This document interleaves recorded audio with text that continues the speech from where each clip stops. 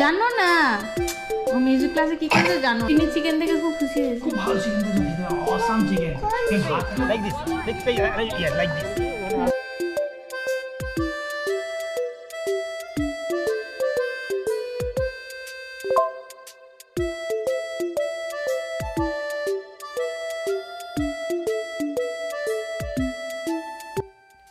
সুপ্রভাত সবাইকে, আর তার সঙ্গে আবারও স্বাগত জানাচ্ছি নতুন আরেকটা ব্লগে। আমি অনিন্দিতা টেক্সাস থেকে। আশা করি আপনারা সবাই ভালো আছেন আর আপনাদেরও দিনটা খুব ভালো করে শুরু হয়েছে আজকে।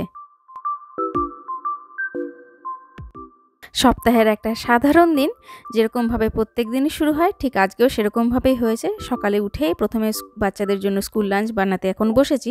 আজকে আমি কিন্তু ওদেরকে দিচ্ছি স্টাফড ইডলি। আলু আর গাজরটাকে আমি কালকে রাত্রেবেলাতেই সেদ্ধ করে রেখে দিয়েছিলাম ফ্রিজে। তারপরে আজকে সকালবেলায় অল্প একটু কিছু মশলা দিয়ে সেটাকে একটু ভেজে নিয়ে সেটাকে স্টাফিং তৈরি করে নিয়েছি। তারপরে ইডলিগুলোর মধ্যে একটা লেয়ার চালের আর ডালের ব্যাটারটা দেওয়ার পর তারপরে আলুটা দিয়ে আবারও একটা লেয়ার দিলাম। আর এইভাবে কিন্তু যেরকমভাবে সিম্পল ইডলি তৈরি করে ঠিক সেইভাবে কিন্তু স্ট্যান্ডের মধ্যে আমি ইডলিগুলোকে বসিয়ে রাখলাম।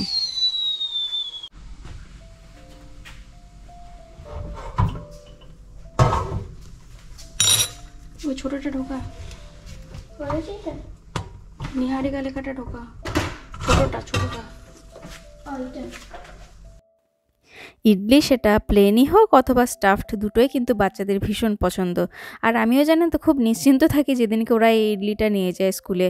মনে হয় যে একটু চাল ডাল তো পেটে গেল, যাই হোক এরপরে যদি বাড়ি ফিরে লাঞ্চ আর ভাত না খেতে চায় আমি আর ওদেরকে জোর করব না। রিনির লাঞ্চ বক্সটাই আগে রেডি করে দিচ্ছি, ও আগে বেরিয়ে যাবে। আর রনকে কিন্তু এখনো ঘুম থেকে তুলিনি, এরপরে তুলব।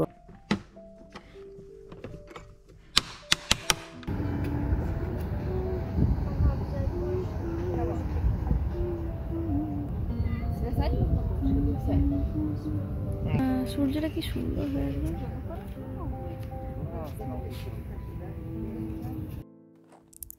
দিনের প্রথম কাজ আর সব থেকে বড় যেটা কাজ সেটা হচ্ছে রিনি আর রনুকে স্কুলে পাঠানো। সেটা মোটামুটি এখন সকালটা শেষ হলো। আর আজকের ওয়েদারটা জানেন তো ভীষণ ভালো হয়ে আছে, বেশ মেঘমেঘ করে আছে, মাঝে মধ্যে অল্প একটু সূর্য বেরোচ্ছে ঠিকই, কিন্তু টেম্পারেচারটা মোটামুটি কন্ট্রোলে আছে। তাই ভাবলাম যে রনুকে বাসে চাপিয়ে দিয়ে একটু হেঁটেও নিই আমরা।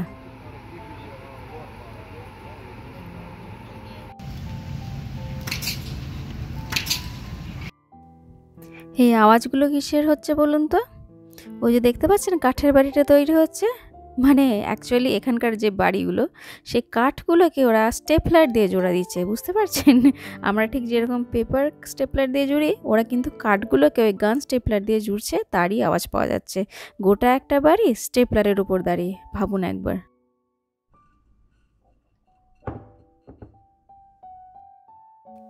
লাঞ্চের জন্য আজকে বানাচ্ছি চিকেন মালাই টিক্কা। যদিও একদম শুকনো শুকনো ওই স্টার্টারের মতন করব না, একটু গ্রেভি বানাবো, তার জন্য আমি পেঁয়াজও অ্যাড করব। আমি থাইয়ের চিকেন এখানে নিয়ে নিয়েছি, সেগুলোকে ছোট ছোট পিস করে তাতে আদা রসুন বাটা, জিরে, ধনে গুঁড়ো, লঙ্কা, হলুদ গুঁড়ো, নুন, তার সঙ্গে পরিমাণ মতো চাট মশলা, গরম মশলা গুঁড়ো, এমনকি টক দই, ফ্রেশ ক্রিম, আর একদম শেষে এখন দিলাম কসুরি মেথি। এই সমস্ত কিছু দিয়ে এগুলোকে খুব ভালো করে মাখিয়ে চিকেনটাকে মোটামুটি 1 ঘন্টা মতন ম্যারিনেট করে রাখবো। তারপরে খাওয়ার আগে আগে একটু আমি গরম তেলে পেঁয়াজ ভেজে চিকেনটাকে রান্না করে নেব। আসলে এটা এমনিই খেতে ভালো লাগে পেঁয়াজ ছাড়াই, কিন্তু যেহেতু বললাম একটু গ্রেভি বানাতে হবে কারণ ভাতের সাথে খাবো দুপুরবেলায়, সেই কারণে পেঁয়াজটা দিয়ে একটু গ্রেভি মতন বানিয়ে নেবো ভাবছি। আজকের রান্নাটা সব থেকে ইজি কিন্তু খুব টেস্টি। রিনি আর রনু দুজনেরই কিন্তু ভীষণ ফেভারিট এটা।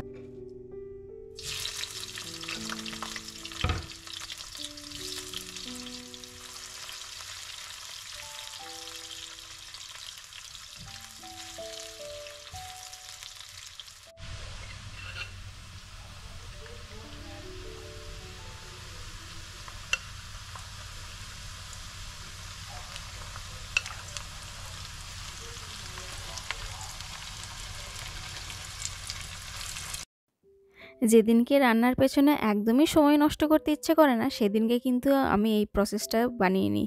খেতেও খুব সুন্দর হয় আর তার সঙ্গে খুবই অল্প সময়ের মধ্যে হয়ে যায়। আর এমনিতেও চিকেনটা বোনলেস, তাই খুব তাড়াতাড়িই হয়। কি করেছিস মিউজিক ক্লাসে গিয়ে বল?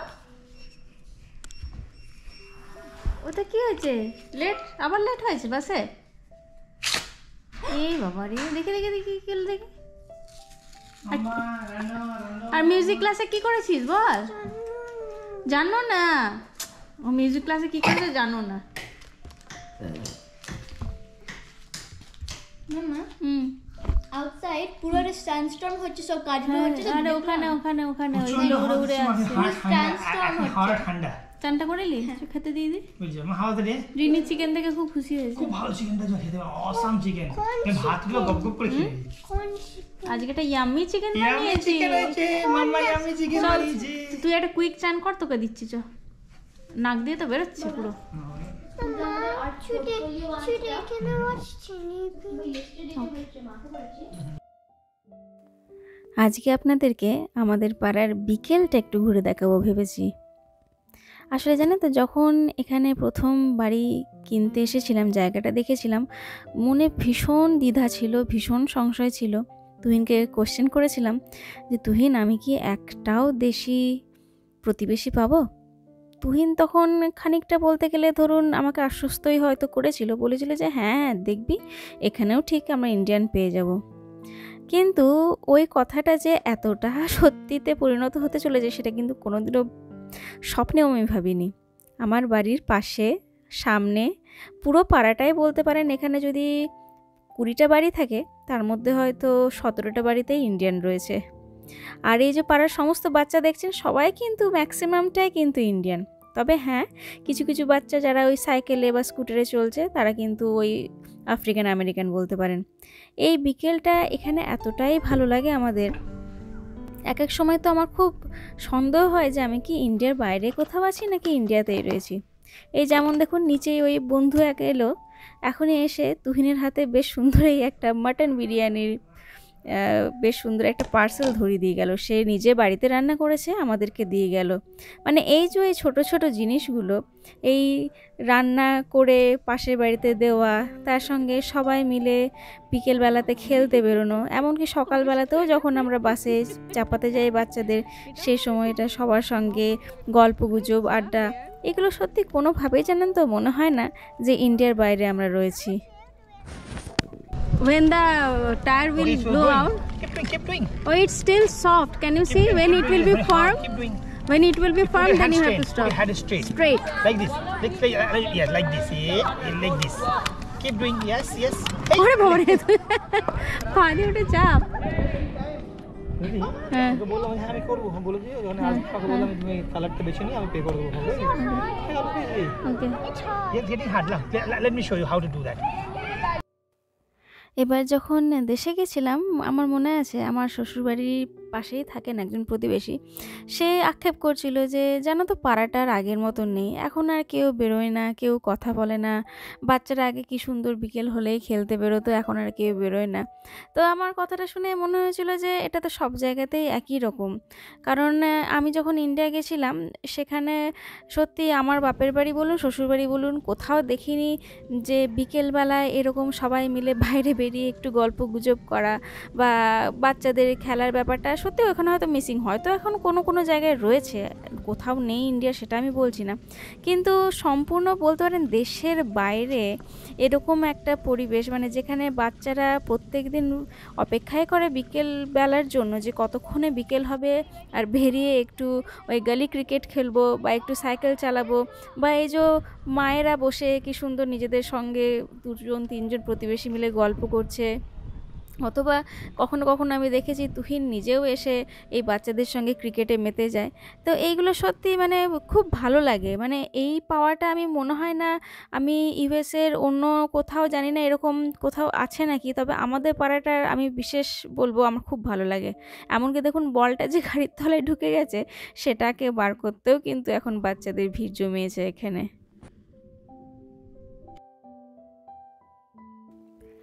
এর আগে ইউএসের অন্য আরেকটা স্টেট নিউ জার্সিতেও আমার থাকার সুযোগ হয়েছিল। সেখানেও কিন্তু আমি যে রেন্টেড অ্যাপার্টমেন্টে থাকতাম তার সামনের একটা বিশাল লনে বাচ্চাদের এরকম বিকেলবেলায় কিন্তু ভিড় দেখেছি খেলাধুলার জন্য। তো সেই জিনিসটাই বলতে গেলে আমি আবার আরেকবার এখানে এসে রিপিটেশন দেখতে পাচ্ছি। সত্যি বলতে বললাম আগে যে যখন বাড়ি কেনার কথা চলছিল অনেক বাড়ি দেখেছি, পুরনো বাড়ি দেখেছি, নতুন বাড়ি দেখেছি, আর সব জায়গাতে গিয়েই যেটা আমার প্রথম ডাউট ছিল যে তুহিনকে যেটা খুব করে বলতাম, তুহিন আমার কিন্তু বাড়ি ছোট হলেও চলবে আর তার সঙ্গে অন্যান্য যে কোনো ফেসিলিটিস একটু কম হলেও চলবে, কিন্তু দেখিস যেন একটু আমি দেশি প্রতিবেশী অন্তত পাই। কারণ যাদের সঙ্গে ধরুন থাকতে হবে আশেপাশের মানুষদের সঙ্গে, কারণ এখানে তো বাড়ির লোক কেউ নেই, থাকতে হবে তাদের সঙ্গে। তো তাদের সঙ্গে যদি একটু নিজের মনের ভাব প্রকাশ না করতে পারলাম, নিজের মতন করে যদি কথা না বলতে পারলাম, তাহলে সত্যি সেটা খুবই খারাপই লাগতো। তো যাই হোক, বলতে নেই ভগবান সেই আশাও আমার পূরণ করেছে। তাই মাঝে মধ্যে জানেন তো ভয় হয় যে যা চাইছি সবই তো পাচ্ছি, জানি না ধরে রাখতে পারবো কি না। বাজে প্রায় কিন্তু এখন 8:30, আর এখনও পর্যন্ত একটু আলো রয়েছে, যদিও সূর্যাস্ত হয়ে গেছে অলরেডি। তবে বাচ্চারা যতক্ষণ না অন্ধকারটা এখানে হচ্ছে ততক্ষণ কিন্তু খেলবে, তারপরে জায়গাটা একদম পুরোপুরি ফাঁকা হয়ে যাবে।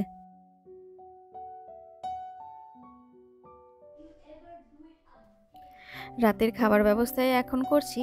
যদিও ভেবেছিলাম যে 4-5টা রুটি হয়তো করতে হবে, কিন্তু এখন মাত্র গুনে গুনে 2টো রুটি বানাবো। কারণ যে বিরিয়ানিটা এখন রয়েছে আশা করি ওটা মাটন বিরিয়ানি, তুহিন ওটা খুব ভালোই খাবে। আমি মাটন খাই না বলে হয়তো আমি একটা রুটি খেয়ে নেবো, তার সঙ্গে রিনি দেখি কি খাচ্ছে। তো যাই হোক, আপাতত এই রুটি টুটি করে, আর সকালবেলা চিকেনটা অলরেডি গরম করে ফেলেছি।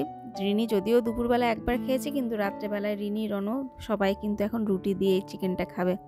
যাই হোক, আজকের মতন তাহলে ব্লগটাকে এখানেই শেষ করলাম। কেমন লাগলো ব্লগটা সেটা অবশ্যই কমেন্ট করে জানাবেন, আর যদি ভালো লেগে থাকে অন্যদের সঙ্গে শেয়ার করবেন এবং আমাদের চ্যানেলটাকেও সাবস্ক্রাইব করে রাখবেন। আবার আপনাদের সবার সঙ্গে দেখা হচ্ছে পরের ব্লগে, ততক্ষণের জন্য ভালো থাকবেন সকলে।